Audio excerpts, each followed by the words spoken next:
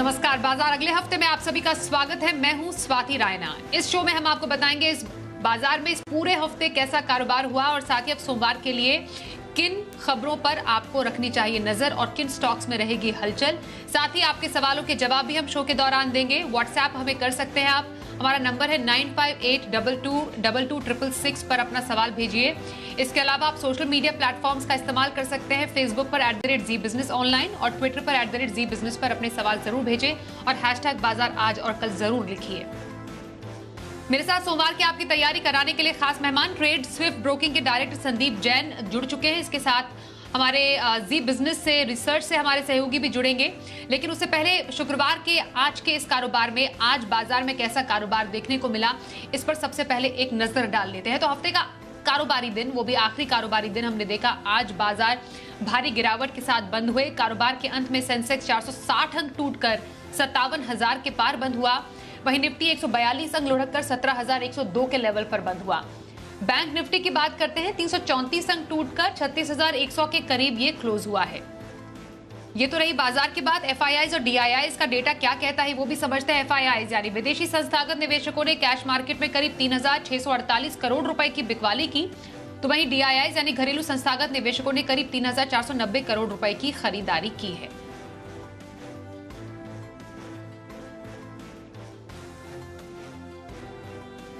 बाजार में इस हफ्ते किन सेक्टर्स में सबसे ज्यादा एक्शन देखने को मिला, समझते हैं हमारे सहयोगी अरमान नाहर से। बताइए। इस हफ्ते हमारे मार्केट में काफ़ी उठापटक देखी गई। सबसे पहला कारण यह था कि यूएस का फेड दरें बढ़ाने के डर से सारे ग्लोबल मार्केट में मंदी देखी गई और उसका असर हमारे मार्केट पर भी दिखा। बीच में आकर हफ्ते में बाजार थोड़े संभले भी सही, पर अंत में आकर थोड़ी बहुत खबरों से और एलआईसी के आईपीओ से थोड़ा सपोर्ट भी मिला। हालांकि जो आज के जो बाजार थे वो बाजार में एक्सपायरी का असर भी दिखा और बाजार में नतीजों का भी पूरा असर देखा गया। अब अगर मैं ये बात करूं कि जो डॉलर इंडेक्स है वो डॉलर इंडेक्स में मजबूती के साथ रुपया 20 साल के निचले स्तर पर पहुंच गया। और अगर मैं बात करूं कि कौन से थे इस हफ्ते के निफ्टी के टॉप लूजर्स, तो निफ्टी के टॉप लूजर्स में Coal India, ONGC, Apollo hospital, BPCL. वहीं अगर उसके अलावा टॉप लूजर्स देखे जाएं तो उसमें आपको नाम दिखेंगे स्टरलाइट टेक के, यूटीआई एएमसी, एमएमटीसी के। उसके साथ साथ जो टॉप गेनर्स कौन कौन से थे, टॉप गेनर्स की सूची में महिंद्रा सीआईए, शेफलर इंडिया और क्रिसिल। और अगर उसके बाद निफ्टी के टॉप गेनर्स अगर देखे जाएँ तो उसमें आपको नाम दिखेंगे हीरो मोटो, HUL, HDFC, Kotak Mahindra bank. अब कौन से सेक्टर्स थे जो गेनर्स और लूजर्स की सूची में रहे, तो सबसे पहले लूजर्स की सूची में है आईटी लूजर्स। आईटी में काफ़ी दबाव देखा गया और उसी के साथ साथ अगर आप मेटल्स देखेंगे, मेटल्स पर भी खासा प्रेशर देखा, जिसमें आप हिंदुस्तान जिंक देख लीजिए या फिर हिंडाल्को देख लीजिए या सेल देख लीजिए। उसी के साथ साथ एनर्जी सेक्टर पर भी अच्छे खासे लूजर्स देखे गए, जिसमें आप ONGC, टाटा पावर, उसमें सारे नाम शुमार हैं। वहीं अगर सेक्टर गेनर्स की बात करी जाए तो सेक्टर गेनर्स में FMCG ने एक अच्छा गेन दिखाया। उसमें HUL, वरुण बेवरेजेस और इमामी लिमिटेड ने अच्छे खासे गेन दिखाए, जहाँ पे 5%, 4% या 3% के लगभग के गेन देखे गए। वहीं अगर अंत में अगर ऑटो गेनर्स को देखे जाए तो ऑटो सेक्टर में भी अच्छे गेनर्स देखे गए, जिसमें हीरो मोटो, MRF और एस्कॉर्ट। कुल मिला के अगर देखा जाए तो इस हफ्ते में काफ़ी उठापटक देखी गई। जहां फेड रेट का डर था, वहीं एलआईसी के आईपीओ से और रिजल्ट से सबसे भी सपोर्ट मिला और काफ़ी उठापटक देखने के बाद ये मार्केट बहुत संभल कर अच्छी क्लोजिंग पर बंद नहीं हो पाया। अब आज के खास मेहमान ट्रेड स्विफ्ट ब्रोकिंग के संदीप जैन से करते बात। संदीप जी, कल की रिकवरी को बाजार आज नहीं रख पाया कंटिन्यू, और कई ऐसे फैक्टर्स जो हमारे सहयोगी अरमान भी बता रहे थे, बाजार ने अपनी तमाम बढ़त भी गंवाई और गिरावट के साथ भी बंद हुए। आपके हिसाब से आगे बाजार का ट्रेंड कैसा रहने वाला है? कीपिंग इन माइंड फेड की बैठक हो गई और नतीजों का सीजन भी है, एलआईसी का IPO is also in line. देखिए, आज एक बहुत ही अजीब सा सेशन था और बहुत बढ़िया खुला मार्केट और ग्लोबल क्यूज भी पॉजिटिव थे और साथ में सारी चीजें सही जा रही थी। और अचानक से जब सेकेंड हाफ में जो मार्केट में गिरावट आई, उसका एक रीजन ये भी हो सकता है कि मंडे से जो कैश मार्जिन का जो रूल अप्लाई होने वाला है एफएनओ सेगमेंट में, कि आपकी margin 50% in cash and FD ये रहना पड़ेगा, तो उसका एक इम्पैक्ट शायद हमें लगता है कि आया है। इस तरीके की मंदी तभी आती है जब, क्योंकि ब्रोकर्स के कॉल होते हैं या मार्जिन कॉल्स होते हैं, तभी एक तरीके से 100 पॉइंट्स प्लस में जो मार्केट चल रहा है और अचानक से आप अच्छा खासा माइनस में बंद हो रहे हो। सो लेट्स सी, इस चीज को हो सकता है कि मार्केट आने वाले 3-4 सेशन नेक्स्ट वीक इसी चीज के एडजस्टमेंट में जाएगा, ऐसा मेरा मानना है। तो बहुत ज्यादा तेजी की उम्मीद करूंगा नहीं, बट एक चीज साथ में अच्छी हुई है, विक्स जो है वो 20 के नीचे आ गया, जिसको मैं बहुत पॉजिटिव मान रहा हूं। बाकी फिर भी मैं सेल कॉल ही दे रहा हूं नेक्स्ट वीक के लिए, और मैंने आरती इंडस्ट्रीज को सेल कॉल के लिए लाया है, और 886 पे बंद हुआ है, टारगेट 850 का लगा है और 905 का स्टॉप लॉस। और कोई कैश कॉल वैसे नहीं है, जनरली मैं लाता हूं जब मार्केट्स अच्छे होते हैं तो कैश सेगमेंट का भी मैं इंट्राडे कॉल लाता हूं, वो नहीं लाया आज। और ईआईडी पैरी जो कि वापस से क्रूड अब माहौल बना सकता है, तो शुगर सेक्टर वापस से इथेनॉल वाली स्टोरी सब काम करेंगे, और ईआईडी पैरी एक फैंटास्टिक कंपनी है, और मुझे लगता है कि 532 के लेवल्स पे जिस तरीके के चार्ट्स बने हुए हैं, यहाँ से 545 तक ये जा सकता है, 551 545 के टारगेट्स लगाए और 527 का स्टॉप लॉस। सो पोजिशनल पिक के तौर पे ईआईडी पैरी। ओके, तो पोजिशनल पिक और इंट्राडे पिक यहाँ पर संदीप जी की तरफ से हमने देखा, ये स्टॉक पिक उनकी तरफ से। आइए अब कुछ रिजल्ट पर भी बात कर लेते हैं। हमने देखा विप्रो के नतीजे जो आए, आईटी सेक्टर की कंपनी विप्रो के जनवरी से मार्च तिमाही के जो नतीजे रहे अनुमान के मुताबिक ही रहे हैं। आंकड़ों के लिहाज से बात करें तो कंपनी का जो कंसोलिडेटेड मुनाफा है वो तिमाही आधार पर 2,969 करोड़ रुपए से बढ़कर 3,090 करोड़ रुपए रहा।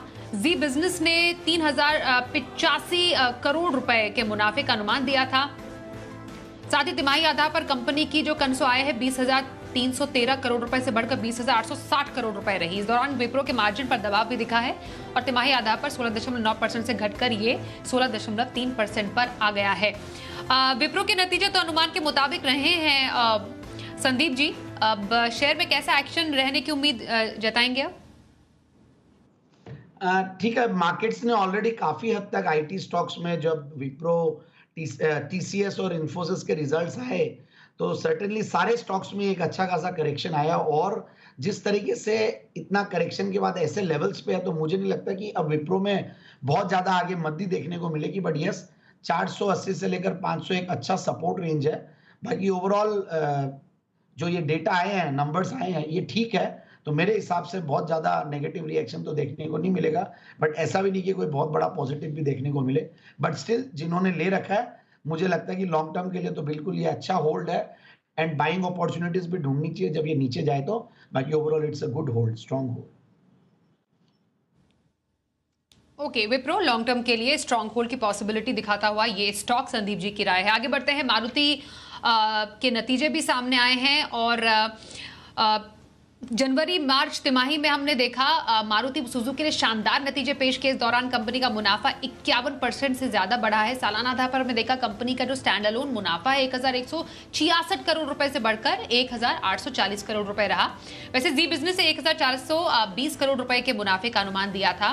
कंपनी की जो आय है सालाना आधार पर 24,024 करोड़ रुपए से बढ़कर 26,740 करोड़ रुपए भी रही है, और जो कंपनी का मार्जिन है उसमें भी शानदार तेजी दर्ज की गई है। अब मारुति पर क्या राय रहेगी संदीप जी? नहीं, मारुति पे मैं काफी बुलिश हूं। इनफैक्ट जब भी मैंने ऑटो सेक्टर के ऊपर बात की तो मैंने काफी बुलिशनेस दिखाई है। मुझे लगता है कि एक आउट परफॉर्मिंग सेक्टर रह सकता है, क्योंकि काफी अंडर परफॉर्म किया, और ओपनिंग अप से ऑटो सेक्टर को, ऑटो इंसुलरी सेक्टर को फायदा मिलेगा आने वाले दिनों में। और दूसरी बात यह है कि इस सेक्टर में मारुति एक अच्छा बेट है, क्योंकि ऊपर के लेवल से भी बहुत अच्छा करेक्ट किया, बहुत बढ़िया कंसोलिडेशन है, चार्ट्स में भी स्ट्रांग है, और साथ साथ आप नंबर्स देखिए, बहुत ही बढ़िया नंबर्स है और मार्जिन्स बढ़े हैं। जहां ऐसा लग रहा था कि मेटल्स की प्राइसेस बढ़ती है, रॉ मटेरियल की प्राइसेस बढ़ती है, तो इनके मार्जिन्स पे इंपैक्ट आएगा, but then I think they have done pretty well. और पिछले मार्च में 1241 करोड़ के पैट के सामने 1876 करोड़ का पैट है, सो दैट्स अमेजिंग। तो मुझे लगता है कि स्टॉक को बिल्कुल इन लेवल्स पे ले। डाउनसाइड रिस्क मुझे ऐसा लगता है कि बहुत ज्यादा है नहीं। 7,400-500 एक लेवल है जो कि अच्छा सपोर्ट, और ऊपर का लेवल्स मुझे लगता है कि ये अच्छा खासा दिखाएगा, और आने वाले 6 से 9 महीने के लिए मुझे लगता है कि ये स्टॉक 5 फिगर में जाएगा। बिल्कुल, आगे बढ़ते हैं। अल्ट्राटेक के नतीजे भी आए। अल्ट्राटेक सीमेंट देश की दिग्गज सीमेंट कंपनी है। शानदार नतीजे पेश किए कंपनी ने, और जनवरी मार्च तिमाही के दौरान हमने देखा कंपनी का जो स्टैंड अलोन मुनाफा है 1774 करोड़ रुपए से बढ़कर 2454 करोड़ रुपए रहा है। कंपनी की स्टैंडअलोन आय सालाना आधार पर 13,965 करोड़ से बढ़कर 15,167 करोड़ रुपए रही। हालांकि कंपनी के मार्जिन पर दबाव दिखा है और ये सालाना आधार पर 25.6% से घटकर लगभग 19.4% पर आ गया है। अल्ट्राटेक सीमेंट ने 38 रुपए प्रति शेयर डिविडेंड देने का भी ऐलान किया है। अल्ट्राटेक सीमेंट पर क्या स्ट्रैटेजी रह सकती है? नहीं, अल्ट्राटेक मुझे संभाव, देखिए सीमेंट सेक्टर वैसे अंडर परफॉर्म किया है और मुझे लगता है कि आने वाले दिनों में सीमेंट की प्राइसेस जिस तरीके से स्ट्रेंथन हो रही है और डिमांड भी इस सीजन में आती है, और UltraTech as a player I really like the cement player, और इस सेगमेंट में चूंकि अंडर परफॉर्मेंस है तो बिल्कुल इस स्टॉक में इन लेवल्स पे होल्ड करके रखना चाहिए और कोई गिरावट आए तो लेने की कोशिश करें। Overall I am bullish on the cement sector from 1 to 2 years perspective. बिल्कुल, और इंडसइंड बैंक के नतीजे भी सामने आए। हमने देखा क्वार्टर 4 जो मुनाफा है वो 1360 करोड़ रुपए दर्ज किया गया। हालांकि अनुमान था 1370 करोड़ रुपए का, और जो क्वार्टर 4 मुनाफा है वो 876 करोड़ से बढ़कर ये 1360 करोड़ रुपए हुआ है ईयर ऑन ईयर बेसिस। जो एनआईआई है कंपनी की वो 3534 करोड़ से बढ़कर 3985 करोड़ रुपए ईयर ऑन ईयर बेसिस पर दर्ज की गई। और ग्रॉस एनपीए जो है वो घटा है 2.48% से घटकर 2.27% पर आया है। नेट एनपीए भी घटा है जो कि 0.71% से घटकर 0.64% पर आया है। इंडसइंड बैंक पर क्या राय रहेगी संदीप जी आपकी? देखिए मेरे हिसाब से इसको भी होल्ड करना चाहिए, और बैंक्स एज सच बहुत परफॉर्म भी नहीं किए, और मुझे लगता है कि इंडसइंड बैंक जिन लेवल्स पे आफ्टर करेक्शन, तो ये अच्छा लेवल है, और जिस तरीके से इनकी सब्सिडियरी है बीएफएसआई सेगमेंट भी, सॉरी माइक्रो फाइनेंस वाला सेगमेंट भी अब अच्छा काम करने वाला है, तो इनके पास भारत फाइनेंशियल जो एसकेएस माइक्रो फाइनेंस थी वो एक कंपनी इनके पास है। सो ओवरऑल मुझे लगता है कि ये स्टॉक बहुत करेक्ट कर चुका ऊपर के लेवल से और अच्छा खासा कंसोलिडेटेड है, और जब एनपीएस गिरते हैं और बाकी नंबर्स जब अच्छे आए हैं तो मुझे लगता है मार्केट इसको थम्स अप दे सकता है और ये स्टॉक ऊपर जा सकता है। So one can buy with strict stop losses. Okay, strict stop loss का ध्यान रखें, खरीदारी की राय दे रहे हैं संदीप जी इंडसइंड बैंक में। आगे बढ़ते हैं, आप दर्शकों के सवाल। जयंत दुआ झज्जर से एचडीएफसी लाइफ के बारे में पूछे संदीप जी। 100 शेयर है, खरीद है इनकी 620 रुपए की। लगातार दूसरे दिन हमने देखा शेयर में तेजी रही, क्या किया जाए एचडीएफसी लाइफ में? देखिए ये स्टॉक वैसा है कि अभी लाइफ इंश्योरेंस एलआईसी का आईपीओ आ रहा है तो ये सेक्टर थोड़ा सा बज में है, बट मुझे थोड़ा महंगा लगता है ओवरऑल, काफी महंगा, और प्लस यहाँ पे भी क्या डिसरप्शन काफी आ चुका है और इतना बड़ा करेक्शन देखने के बाद लाजमी है कि एक बाउंस तो आना ही है, बट आई डोंट थिंक कि ये 600 650 के लेवल्स जो है कि कोई बहुत इजीली क्रॉस करेगा। So it will take time, but yes it's a good long term bet. ये सेक्टर पे मैं वैसे बुलिश रहता हूं, बट मुझे आगे आने वाले दिनों में इस सेक्टर में काफी जो ये आजकल ऑनलाइन वाले जो इंश्योरेंस कंपनीज है और जो नई नई टाइप की इंश्योरेंस कंपनीज आ रही है स्टार्टअप्स वाले, ये डिसरप्ट कर रही है बिजनेसेस को, but still one can hold it, and कहीं ना कहीं 600 650 का टारगेट के लिए इसको होल्ड करके रख सकते हैं। एचडीएफसी लाइफ होल्ड करने की सलाह संदीप जी की। हरिप्रकाश दिल्ली से पूछ रहे हैं एक्सिस बैंक के बारे में। कल नतीजे आए, मार्केट बंद होने के बाद हमने देखा आज शेयर लुढ़का है, निफ्टी का टॉप लूजर भी बना। हरिप्रकाश जी, एक्सिस बैंक के 120 शेयर उनके पास है और 800 इनकी खरीद है, क्या करें?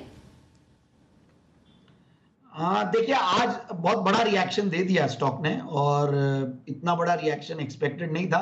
मेरे हिसाब से उनको होल्ड करना चाहिए, हालांकि टेक्निकली भी वीक हो गया है, और but overall I am bullish on these private sector banks, particularly ICICI bank, axis bank, even IndusInd bank की हमने बात की, तो इन सब पे ध्यान दें। बाकी एचडीएफसी बैंक भी मर्जर वाली न्यूज के बाद से नॉन स्टॉप टूटे जा रहा है और अब कहीं ना कहीं वो भी सपोर्ट ले रहा है। सो मार्केट्स में वॉलेटिलिटी काफी है, और एक्सिस बैंक मार्केट्स के वॉलेटिलिटी के साथ काफी वॉलेटाइल रहता है। ये दीज आर लीडिंग स्टॉक्स, तो मेरे हिसाब से होल्ड करके रखने में ही समझदारी है। सोमवार के बाजार के लिए क्या हो सकते हैं अहम ट्रिगर्स, बता रहे हैं हमारे सहयोगी कुशल जी।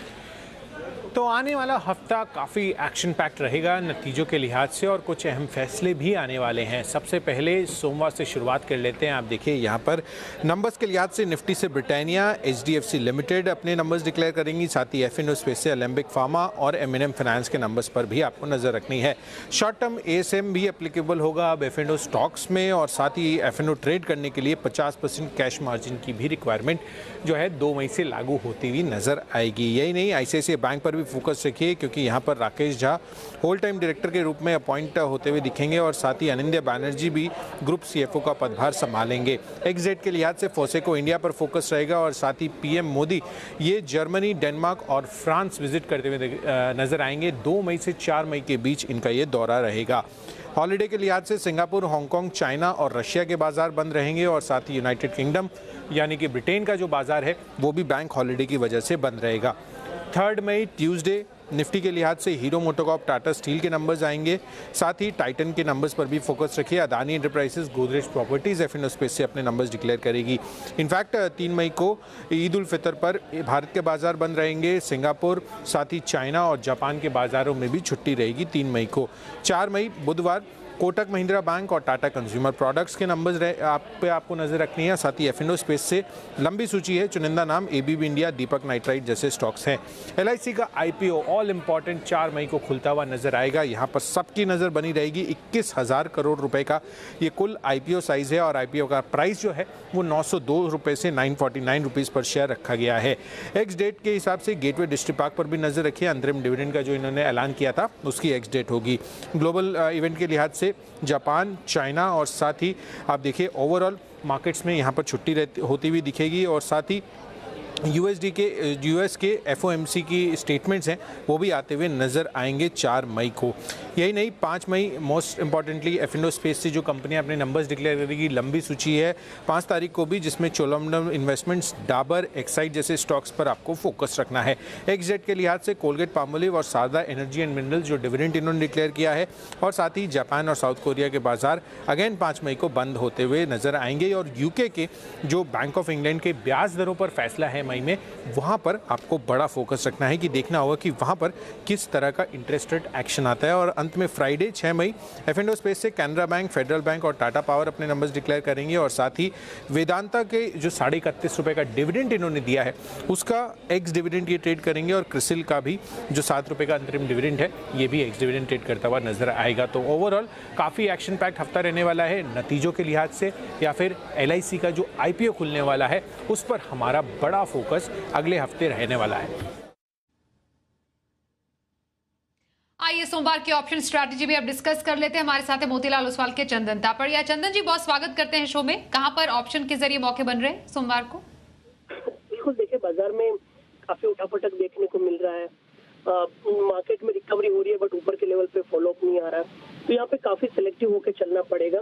तो 2 ऑप्शन यहाँ पे रहेंगे, एक बाई साइड में, एक सेल साइड में। तो पहला ट्रेड रहेगा इंडियन होटल पे।